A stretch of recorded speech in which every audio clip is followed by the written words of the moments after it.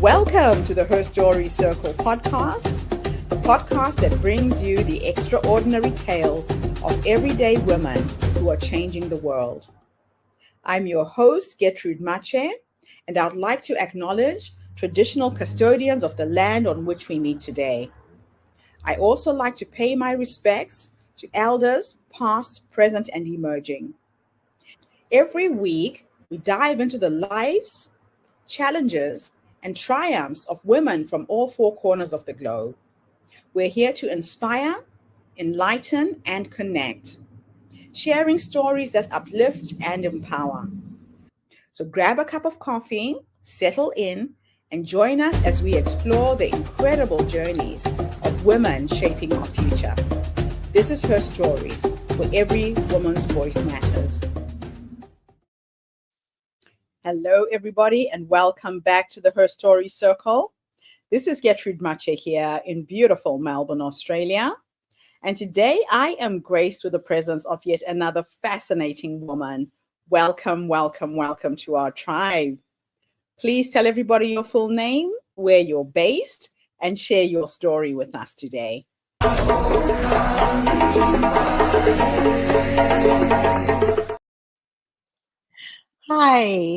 Hi, everybody.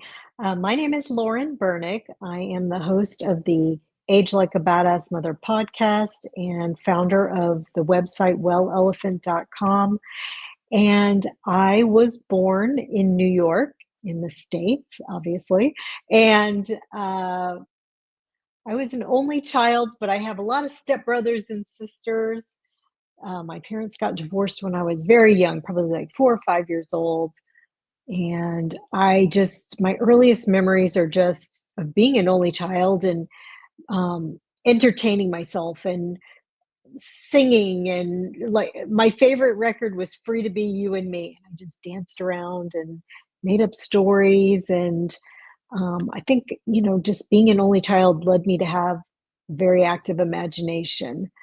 And when I was 10 years old, we moved to Houston, Texas, which was a ginormous move and adjustment.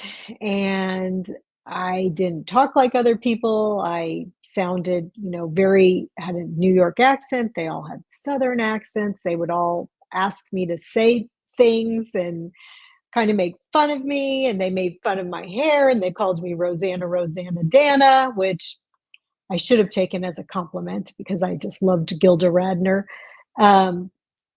So, I just kind of always felt a little bit on the outside, and then, found my way kind of making friends and being funny. That was kind of my thing, making the kids laugh and kind of my in with everyone. And I remember my parents, when I was young, my mom, she was a single parent by then, took me to the Borscht Belt when I was young, upstate New York, Kutchers. And this is where like all the Jews vacationed back in the day. Like they went to this resort and there was everything there. Like it was an all-inclusive place. Like, it was like ice skating and swimming and nightclub shows and, camp for the kids, everything. And it was really, really fun. And I had a lot of freedom there. You could really run around. It was safe. And my mother would take me to the nightclub with her at night. She was the kind of parent that if she went somewhere, I went there. She didn't discriminate that I was a kid. Like the other kids had to stay in the hotel with their babysitter or whatever. But I got to go to the nightclubs with my mom, and we used to see all these Jewish comedians there, like Buddy Hackett and Robert Klein and David Brenner. And I remember looking around and seeing everybody in there smoking and drinking and all dressed up and just laughing and having the best time. And I looked at the comedians and I thought, is this a job? Like, this is what I want to do when I grow up. And sure enough, when I was about 35 years old, I kind of got the nerve up to try stand-up comedy. I had done other acting things and improv and sketch comedy and all those things, but I never could get the nerve up to do stand-up comedy. But finally, when I was about 35, I did. I wrote a 1 to 3 minute little routine, and I went to the club and I did the open mics, and from there I kind of built up, and pretty soon I was doing stand-up comedy, which was what I had envisioned for myself when I was little, and I just couldn't believe it. And loved it. I did that for about 5 years. And then finally I just realized, like, I really love this, but this is not a future for me. I had little kids at the time and was very time consuming. You were just always writing new material and then going to the clubs and trying it out. And it was exhausting. It just became not fun for me anymore. It was something that I always wanted to do and conquer. And I feel like I did to the best of how I wanted to do it.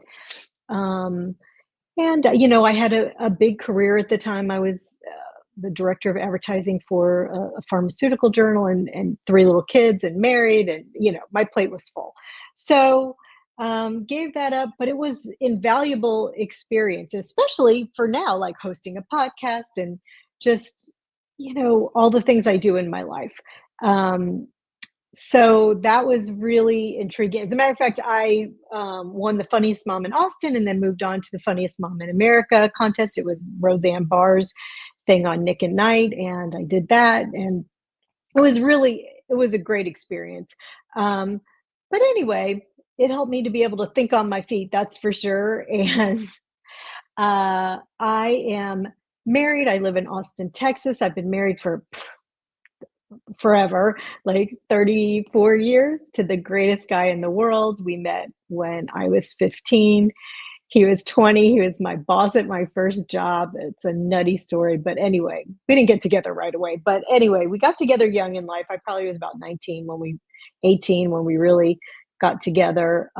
He is the loveliest human in the world. I always say he's the roots to my tree.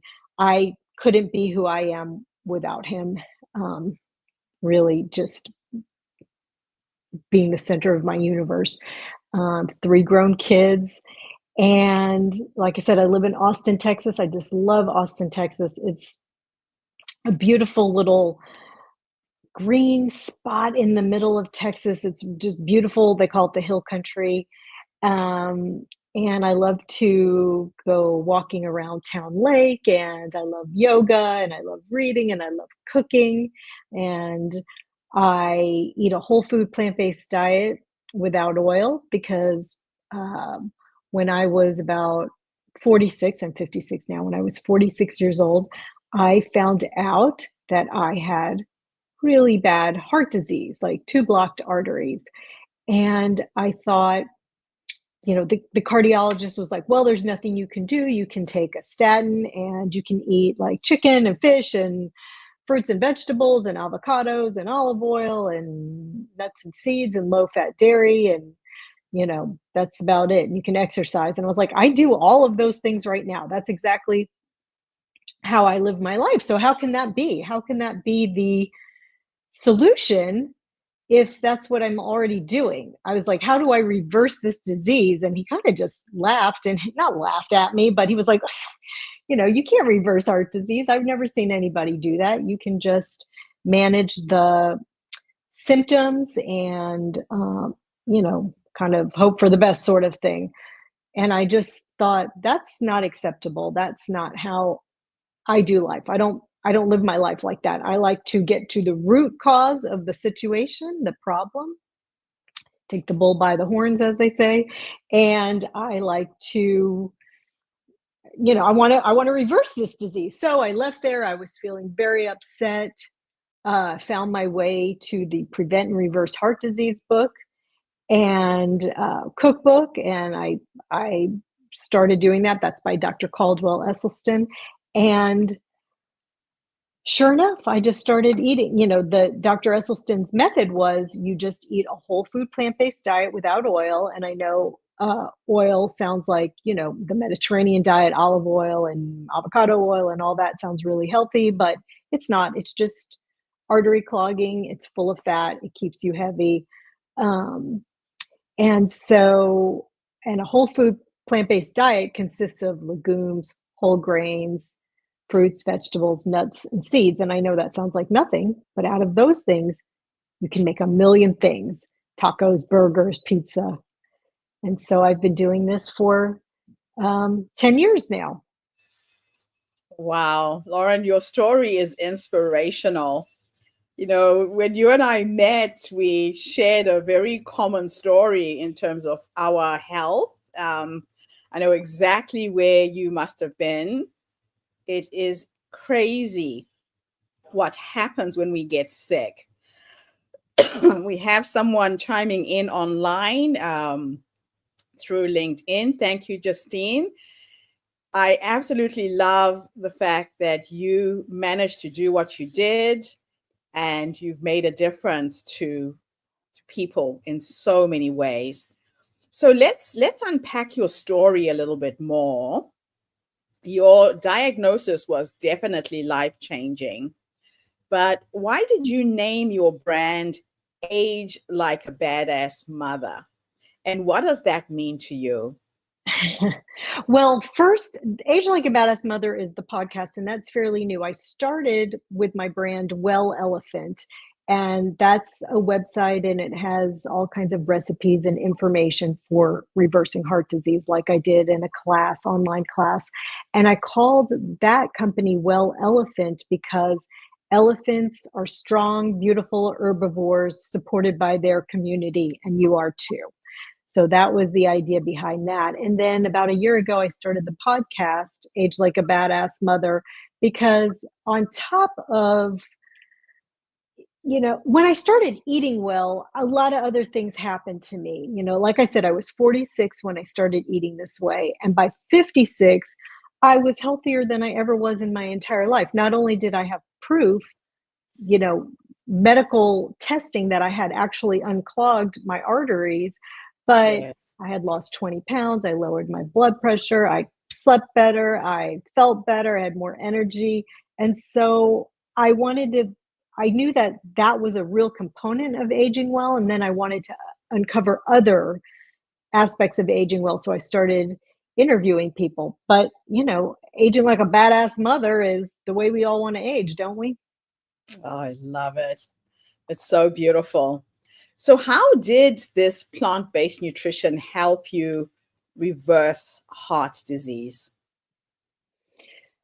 I mean, primarily, well, so a lot of people think that they have familial high cholesterol when they actually just they eat the same as their family and everybody's eating a lot of fat and crap. And so everybody's sick and unhealthy and they all have high cholesterol. Yes. I actually had that. And then on top of that, I really do have bad, not bad. I have real DNA issues, real signs that I have familial high cholesterol. Like, even I've dropped my cholesterol 100 points, but it's still not where like a normal person's should be. It's still over 200. I mean, my cholesterol is really high. I have what's called high LP little a. It's a lipoprotein Hmm. particle number. And people can get tested for that and they'll see if they have that genetic component. So I really do have that genetic component. But that Okay. doesn't mean, were you going to say something? No, no, I'm just saying that's really interesting because Yeah, sometimes you can't do anything about your genes, right? right. Well, there's this saying, and actually, the man I referenced before, Dr. Esselstyn, who wrote the book Prevent and Reverse Heart Disease, has a saying: genetics loads the gun and lifestyle pulls the trigger. And so, Oh, yes, once you start eating a whole food plant based diet, it actually changes your DNA, and that you can,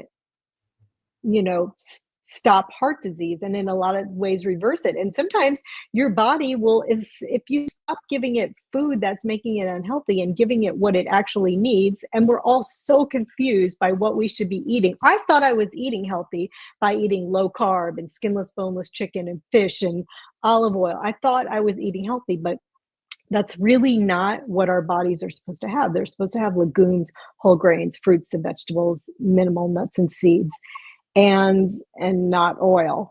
And people are on this whole like no seed oil thing. I don't understand that, or eating beef tallow, which really blows my mind. But really, oil is just artery clogging fat. And the Mediterranean diet is healthy, maybe in spite of the olive oil, but not because of it. And if you're eating, fast food every day and then you eat a Mediterranean diet, that is healthy.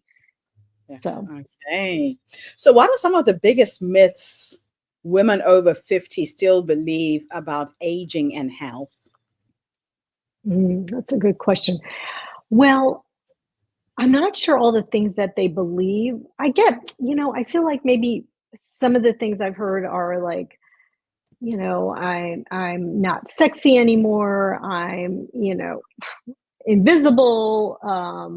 My wrinkles, my gray hair, blah, whatever, But the thing is, I've interviewed a lot of people, and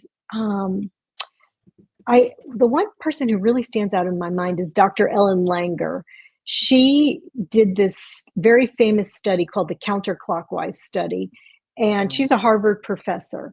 And she basically arranged for all of these men who were like in their 80s to go back in time, 20 years in the past, when they were Right. young and healthy. And they set everything up in this place where they were living for a couple of weeks. The books, the magazines, the TV shows, the furniture was all from 20 years prior. They couldn't Gotcha. get any help carrying their suitcases in. Even if they had to unpack their suitcase and carry it in one shirt at a time, they Oh, took wow. all these metrics of them, and 2 weeks later, redid the metrics. And these people literally aged backwards. And her point is that your mind is very powerful. If you believe you're going to age well, and she's done tons of experiments since then, but if you Okay. believe you're going to age well, you're going to age well. If you believe you're going to be young and vibrant and healthy, you're going to be young and vibrant and healthy. And Yes. conversely, if you believe the opposite, you're going to That's what you're going age to be. poorly. Oh, wow. That's just Yep. interesting. So, mindset plays a big role in how you age. Oh, yeah. Now, what role does humor play in your wellness journey and teaching? I mean, I don't know. I don't know how to be anyone other than who I am. And, I came from a funny family, and I used humor to smooth over the difficult parts. And I do that now. But I mean, I feel like it's got to be good for you, right? If you laugh all the time. I'm always looking for the funny, and I'm always looking for the joke, which isn't always the best thing. But I think that humor has to be good for you. We know everybody's seen studies. It's good for you. Yeah. And they do say laughter is the best medicine. Those Exactly. endorphins that are released when you laugh, that is a good thing for the human Yeah. body. Oh, and you know what? I just remembered another guest I had. She was a 103-year-old doctor, and I asked her about it.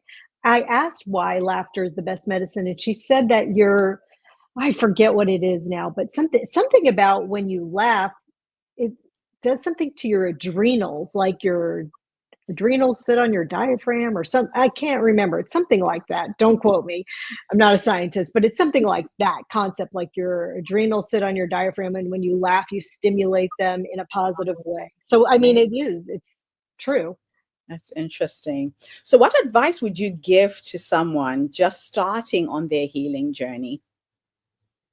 Like a plant-based journey, or just Yes. well, um the most difficult thing about starting a plant-based journey is that you really have to plan. Like, you can't just be all loose out in the world with no food because you're going to eat the wrong things. So it takes a tremendous amount of planning, but Yeah. it's really worth it. So what I would say is, find some recipes. You could start easy for breakfast. It's always can be the same thing. It can be a big bowl of oatmeal. There's just certain things in oats that do what other things can't do, and it really does lower your cholesterol and do a lot of good things for your body. I think there's a lot of people out there saying all kinds of bad things about oats. It's all sugar, blah blah. It's not Mm. true. It's a whole grain. It's a beautiful grain. You could just do some oatmeal with berries, drizzle it with a little date syrup or a little 100% maple syrup, some flaxseed. You don't even have to start with all that. Just do, make it simple. Some plant milk, some oatmeal, some berries, maybe some kind of sweetener that's not sugar. For lunch, you can find a great whole food, plant-based, oil-free salad dressing recipe, and have a big salad with all the different kind of colors of the rainbow in there, and maybe some tofu, maybe some pumpkin seeds. It's delicious. And there's just beautiful salad dressings that you can make with nuts and seeds. Yes. And then for dinner, I make a bowl, just to keep it simple at first.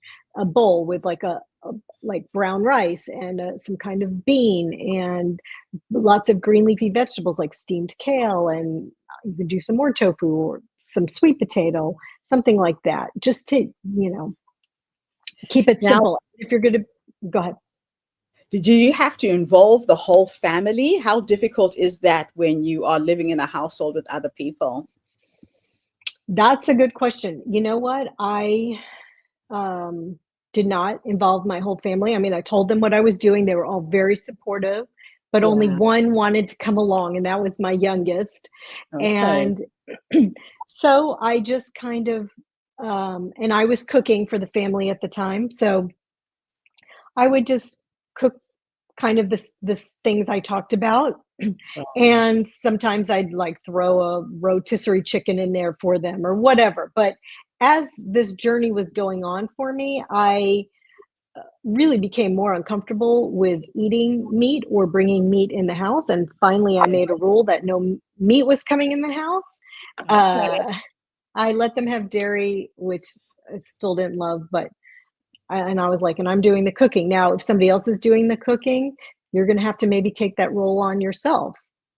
I mean, Right. you can't drag people along. You can only be, and now actually, this is 10 years later. Pretty much everybody in my family really eats a vegan diet now. My husband is, I would say, vegetarian. He still eats cheese and some other things, but yeah, I think everybody's That's kind of come along.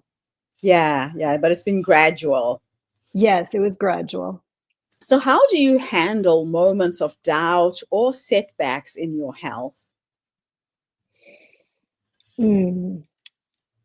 I mean, I think I I think I'm an unusual person in that I was told that I had a 10% chance of having a heart attack or 10 to 20% chance of having a heart attack in the next 5 to 10 years. And I was so young, and so many people in my family had died of heart attacks when they were young that Okay. I did not hesitate. I didn't have one last goodbye meal. I didn't have one last fat meal for the road, nothing. Like I just dove in and Yeah. did it. And I traveled the world. As you know, I met you in Melbourne. Yes. I really stick to it. I mean, there's times I eat oil in restaurants, but it's always a vegan meal. And that's Right. very rarely. And there's sometimes it just can't be avoided. But I don't hesitate. I don't stray from it. Now, that being said, most people don't do that.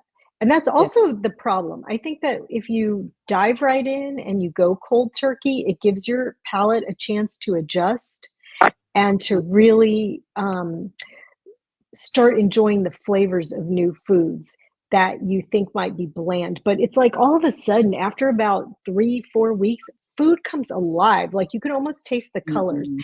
And Mhm. if you don't do it cold turkey, you never get the experience. I just heard this, somebody else I interviewed on a podcast said, if you don't go cold turkey, you never get that experience of dropping weight, feeling better, sleeping better. Like you don't get that positive reinforcement. Now, all that being said, that don't let, perfect stand in the way of progress. Just Yeah. do what you can. If you can only, you know, go vegetarian and you still need oil, whatever, just start making steps. The thing is getting started. I think that's the most difficult thing about this Yes. journey. Yes. So, what are your go-to meals or tips for making plant-based eating sustainable? hmm So the things that I just talked about, being prepared, knowing what you're going to eat for breakfast, lunch, and dinner the next day. I, I your big salad is like your medicine. Your greens are your medicine. And you want to have a big salad every day. You want to have a bowl maybe every day until you get started. But, you can I have recipes on my website on wellelephant.com, but there's a million people out there with recipes. You just Google whole food, plant-based, oil-free recipes. A million will come up. Okay. And I'm not kidding. You can eat anything. I eat nachos. That I make with a cheese with nutritional yeast, and I make tacos. I make burgers. I make pesto, pasta. And that's the thing. You can really eat. I was always afraid to eat before. Like I always was worried, oh, I'm going to gain weight. And now I'm eating all the things that I couldn't eat before. Pancakes, pasta. It's lentil pasta, but it's pasta. It's delicious. Yes. Yeah, there's substitutes out there that you can find that make eating pleasurable. It doesn't have to be difficult. Mm-hmm. Now, as you host your podcast, what conversations are lighting you up right now? Gosh, so many. Well, I just had you on my podcast. That hasn't come out yet. That one lit me up. You talked about, I'm going to mess it up, Ubuntu. Did I say it even That's mildly? Yes. I'm sure your listeners know all about that.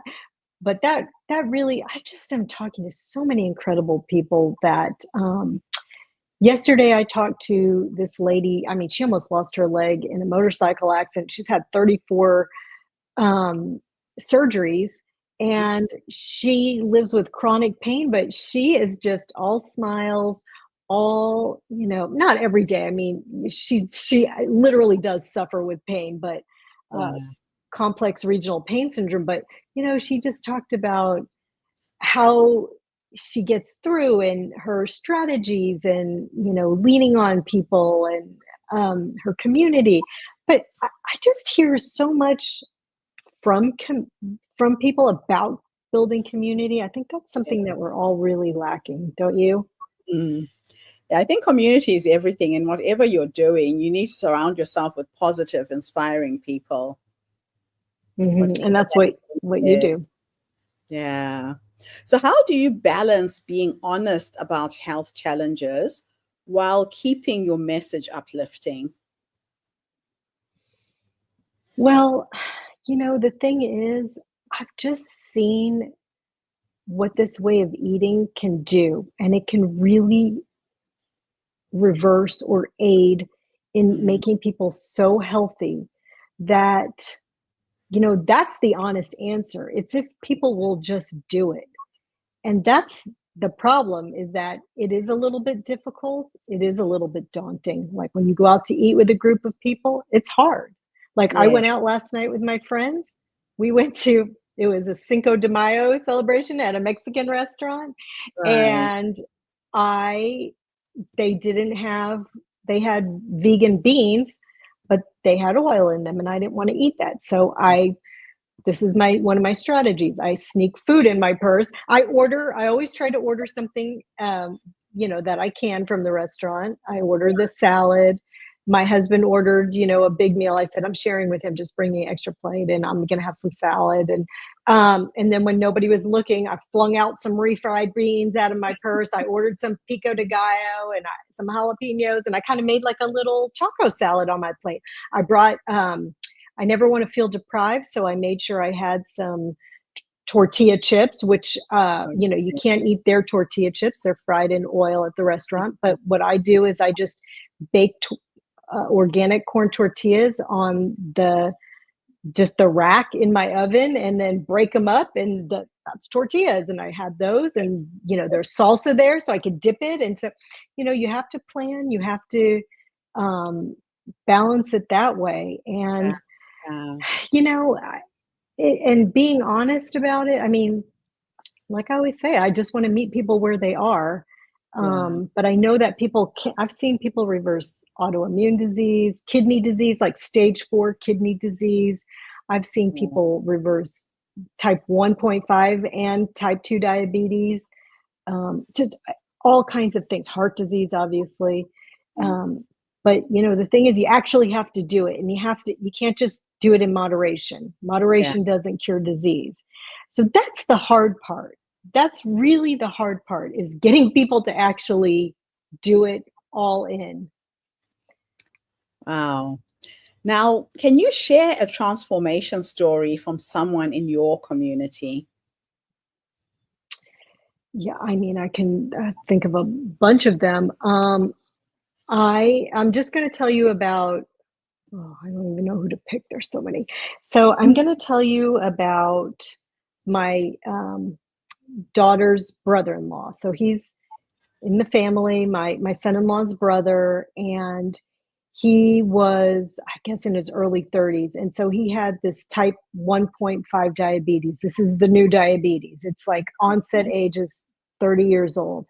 Usually a virus triggers it, but Okay. this is where it's somewhere in between type 1 and 2, because with type 1, your pancreas doesn't work, doesn't make insulin. With type 2, your pancreas works and makes insulin, but because you're eating so much fat, and that's the other thing. People think that type 2 diabetes is because of carbs and sugar. It's because of fat that you're having problems with your body making insulin, and and it will stop and your body will make insulin again. So anyway, this young man in his early 30s found out he had type 1.5 diabetes, and he knew, he's in my family. He knows how I eat, and he knew, but he didn't, I don't think he was scared because, I'm not a doctor and I'm telling him this stuff. And then Yes. all of a sudden and his doctor's telling him,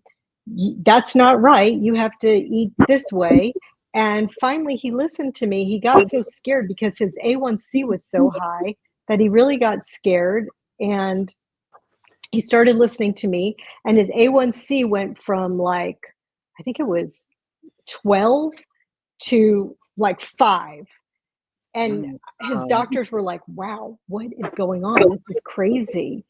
And he told them what he was doing. They said, well, just keep doing it. Now, when you have 1.5 diabetes, eventually you still have to take insulin because your pancreas stops working. But I mean, so many other things can happen to you from diabetes, terrible blindness, amputation, things like that. So heart disease. So the fact that he has it so well under control, I think is a huge thing. That is just wonderful. That's so good to hear. So at least just how you are being has been a source of inspiration for somebody who's near and can see the difference that it's making in your life. Right. Absolutely beautiful. Now, my last two questions for you are a bit of a thought experiment. In the first one, I'm going to teleport you back to the younger you, that young woman who was diagnosed with heart disease, totally changed your life. If you could go back and give her 3 nuggets of wisdom based on what life has taught you up until this point, what would those 3 nuggets of wisdom be? Well, let's see. I think that I would tell my younger self 10 years ago, when I was first diagnosed with heart disease, don't be afraid to listen to yourself. Don't be afraid to find your own answers, because that is what ultimately helped me reverse my disease. I would also tell her, surround yourself with other people who are eating this way too, because it's really difficult when you get started. You kind of feel like you're out there on an island all by yourself, like you're this crazy weirdo who brings her food to the restaurant and, has to call ahead to a restaurant. It just involves a lot of planning. So I would say surround yourself with other people who are doing this too. Sometimes that has to be an online community or whatever, because it makes it so much easier. And I would tell her to be an inspiration to others, to not um, not preach to people, but just to be an example of how you live and how you stay healthy and how you live with vibrancy and how you embrace eating this way, how you love eating this way. If I could, I mean, I wouldn't go back to eating meat or dairy or anything in the world because, once you stop eating meat and dairy, it does open your eyes to the cruelty. Even if you think it's cruelty free or blah, blah, nobody wants to be on your plate. I'm sorry. And I would tell her, just be an inspiration to people by being an example. No, absolutely beautiful. Last question. I'm teleporting you into the future this time. And we are going to go and sit with the 90-year-old you. And the way you're going, you're probably going to be 120.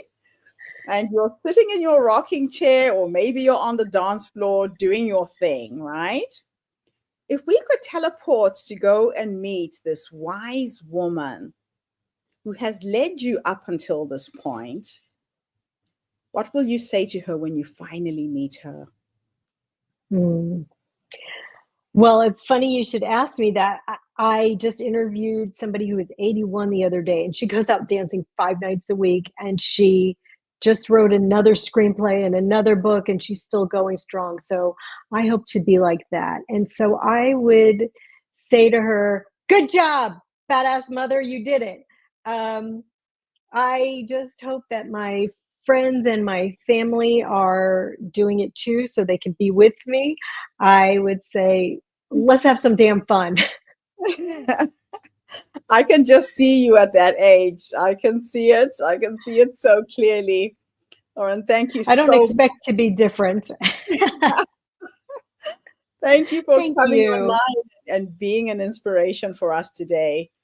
It always just lights up my heart when I meet women who are being the example. Sometimes we need to see it to believe it. So thank you. And I don't want to discourage anybody from starting to eat more plants.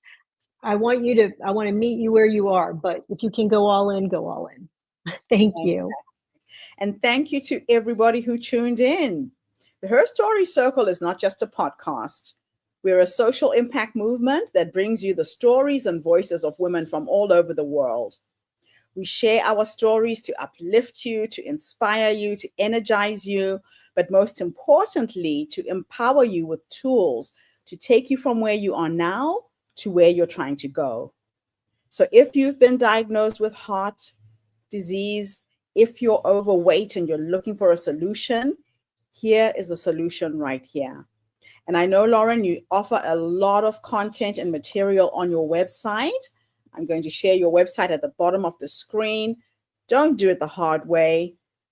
Find support, find inspiration, connect with a community of other women who are doing the same thing. I'll be back again tomorrow, everybody, with yet another amazing guest. In the meantime, have a fantastic day, morning, or evening, wherever you are in the world. And Lauren, thanks again for the interview. Thank you. Bye for now, everybody. Thank you for tuning into the Her Story Circle podcast. I hope today's story has inspired you to believe in the power of our stories and the difference you can make in the world when you use your voice. I'm Gertrude Mache, and it's been an honor to share this space with you, where voices from all walks of life come together to weave a rich tapestry of diverse perspectives. Don't forget to subscribe, rate, and review our podcast to help us share these stories with more listeners. Follow us on social media by looking for the Her Story Circle podcast for more updates. And join us tomorrow for another episode filled with courage, resilience, and empowerment. Remember, your story matters, and together we're building a stronger, more inclusive world. Until next time, keep making her story.